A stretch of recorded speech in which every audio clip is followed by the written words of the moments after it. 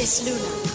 The year was 1985, and a new show was introduced for young kids and teens alike. A show that brought science fiction, fantasy, and magic together and gave us the Thundercats. A bunch of humanoid cats fighting the powers of evil and making sure justice prevailed in the end is what struck the hearts of the audience. And the interesting roster of characters with phenomenal voice actors was a delightful plus. Now, every good guy needs an ally, don't they? So to defeat their biggest foe, Mumm-Ra, the Thundercats found a surprising ally in Mumm Rana, the force of goodness. Before we go into our explanation, we have a very small request. If you like our content, please support us by subscribing to our channel. This is a small click for you, but for us it means a lot. Thank you. Let's begin.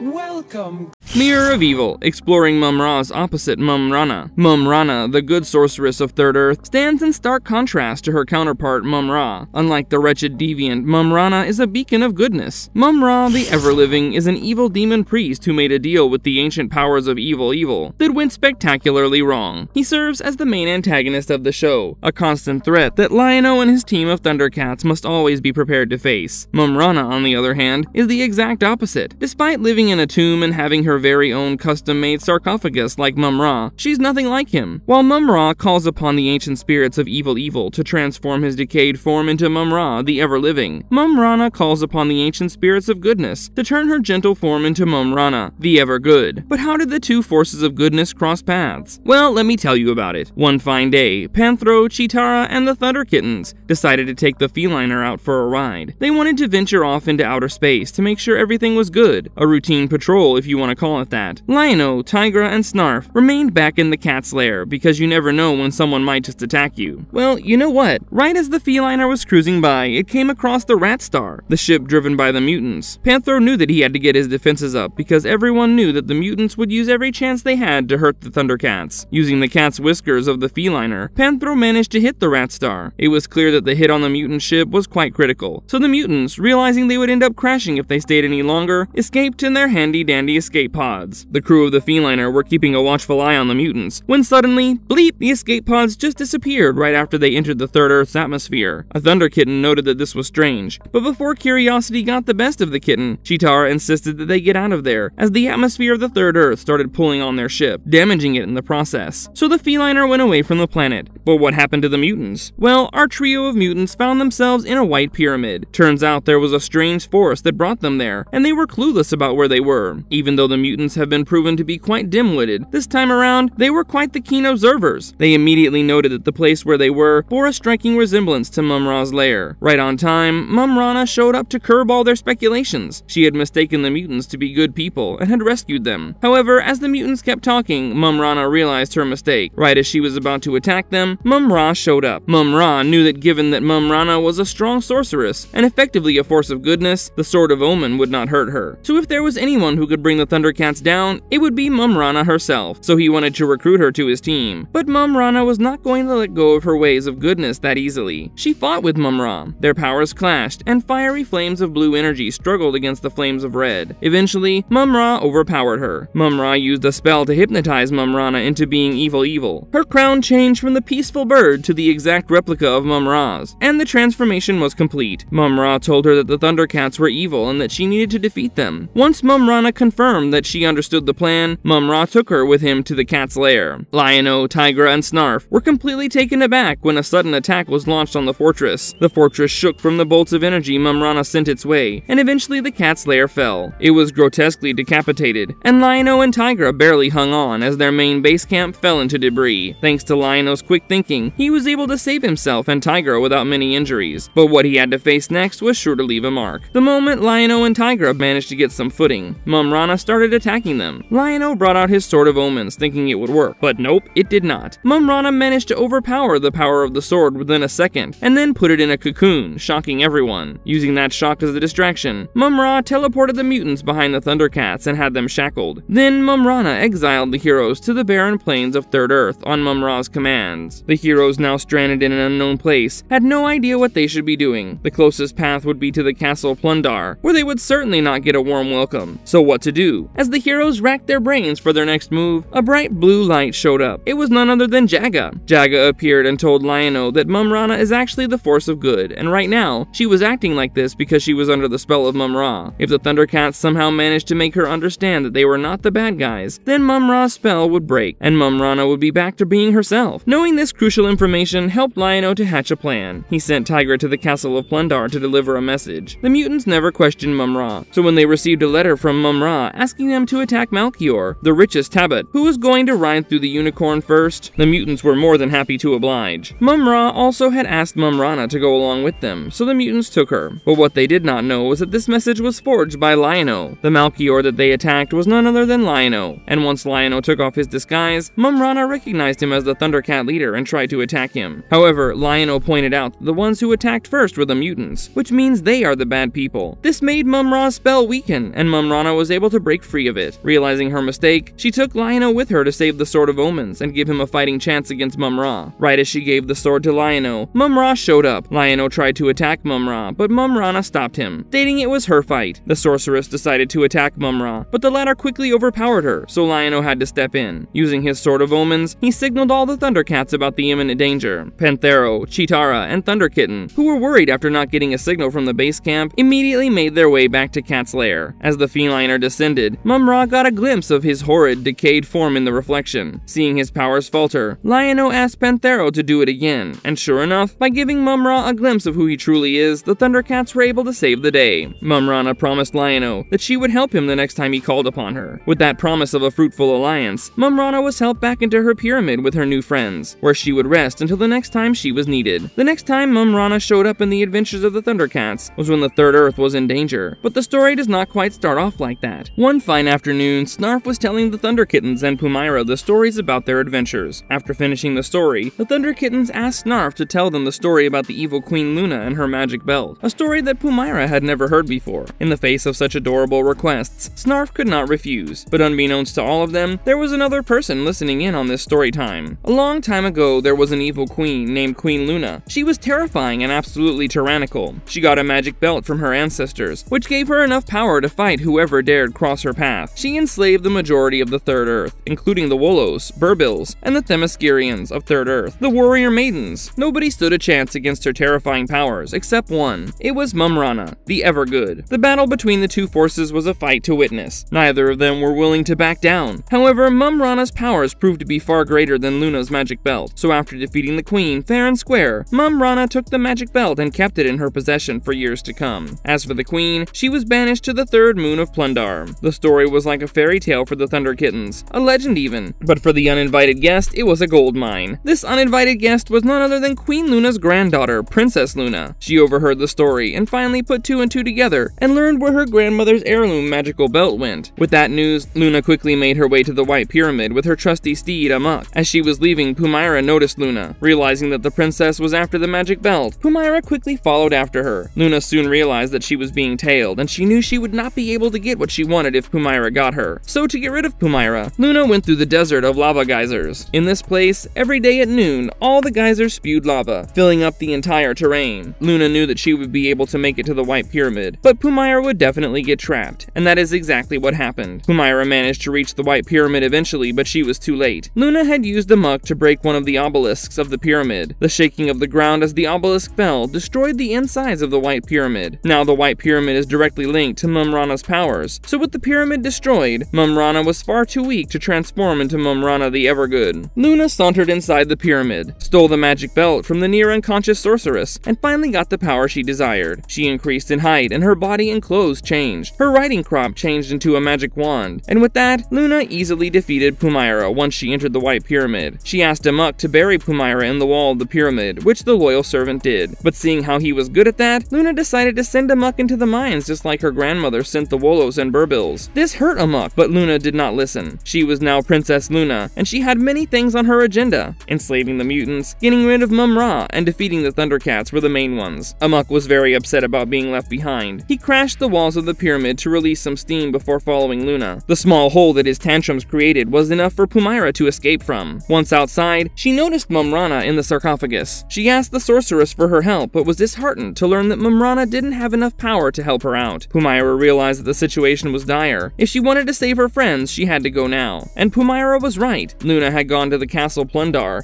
and asked the mutants to help her trap Lion-O. She and the mutants managed to trap Lion-O and Panthero on a rocky mountain pass by rolling stones and blocking it. Lion-O used his sword, but the belt's powers proved to be too strong. The sword was knocked out of his hand and was deactivated. Luna tasked the mutants with fetching the sword as she fought with Panthero. Right when all hope seemed lost, Mumm-Ra showed up. Lion-O was trapped in an energy cell, and Panthero was right about to be caught. There was not a single moment to waste, so Mumm-Ra kicked the sword at Lion-O. With the Sword of Omens, Lion-O was able to call forth the powers of goodness and heal the White Pyramid, giving Mumm Rana enough power to transform into her ever-good state and show up. The moment Mumm Rana entered the fight, it was clear that Luna did not stand a chance. Mumm Rana easily deflected all of her attacks and managed to get rid of the magic belt. The magic belt fell away from Luna and right at Amuk's feet. Luna asked Amuk to throw it to her, and if he did not, he would be sentenced to the mines again. But Amuk chose not to help her. Instead, he threw a rock on the belt, destroying it for good. While this meant Luna would never reach the same glory as her grandmother, she learned a valuable lesson. Ditching your friends just because you're doing good in life is not the way to go about things. With the magic belt now lying in the depths of the canyon, Mumm Rana thanked the Thundercats for their help and returned to her pyramid, awaiting the next time she would be called upon.